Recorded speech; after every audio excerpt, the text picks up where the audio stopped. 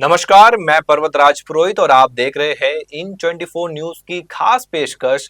आतंक से जूझ रहा जम्मू कश्मीर। हाल ही के महीनों में जम्मू कश्मीर के आतंक से प्रभावित इलाकों में आतंकवादी हमलों की संख्या बढ़ गई है, जिनमें सेना और आम नागरिकों पर जानलेवा हमले शामिल है। जम्मू क्षेत्र में सक्रिय आतंकवादी संगठनों ने नई तकनीकों का इस्तेमाल शुरू किया है, जिसमें ड्रोन, टेलीग्राम समूहों का प्रयोग और आधुनिक उपकरण शामिल है। इन साधनों से आतंकवादी सुरक्षा बलों की नजरों से बचकर अपनी योजनाएं बना रहे हैं।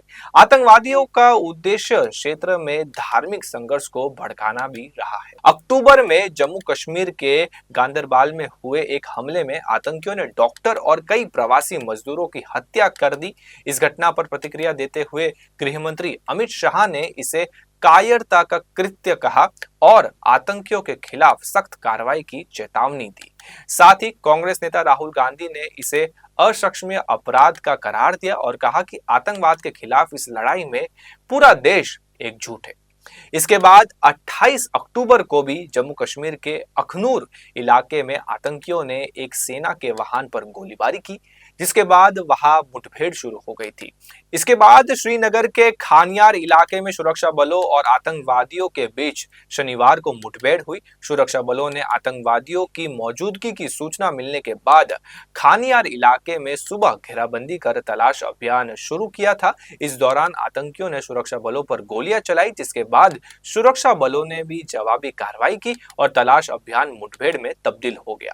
श्रीनगर के बाद अब साउथ कश्मीर के अनंतनाग में शनिवार को ही 2 जगहों पर आतंकी और सुरक्षा बलों के बीच मुठभेड़ जारी है।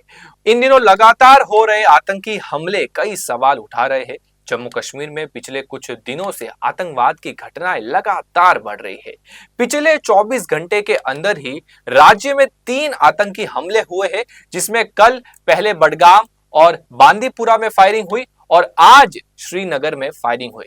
आतंकी इन बढ़ती घटनाओं पर नेशनल कॉन्फ्रेंस के अध्यक्ष फारूक अब्दुल्ला को साजिश की बू नजर आ रही है। मीडिया से बात करते हुए उन्होंने कहा कि हमला क्राइसिस पैदा करने की कोशिश है। हमलावरों को पकड़ना चाहिए, तब पता चलेगा कि इन आतंकियों के पीछे कौन है। इनको मारना नहीं चाहिए। उन्होंने कहा कि इनको पकड़ो और पूछो कि आखिर कौन करवा रहा है ये सब। अभी ही ये घटनाएं क्यों हो रही है, पहले क्यों बंद थे ये हमले और अभी ही क्यों हो रहे हैं। केंद्र सरकार और जम्मू कश्मीर प्रशासन ने इन आतंकी गतिविधियों को रोकने के लिए कड़े कदम उठाए हैं। सशस्त्र बलों की संख्या बढ़ा दी गई है और आधुनिक तकनीकों का उपयोग किया जा रहा है। इसके अलावा स्थानीय लोगों का समर्थन जुटाने के लिए भी कई योजनाएं शुरू की गई है, ताकि आतंकी संगठनों के प्रभाव को कमजोर किया जा सके। फिलहाल के लिए मुझे यानी पर्वतराज पुरोहित को दे इजाजत। इसी तरह की खास पेशकश के लिए जुड़े रहिए इन 24 न्यूज से और डेली अपडेट्स के लिए हमारे सोशल मीडिया हैंडल्स को जरूर फॉलो करें। नमस्कार।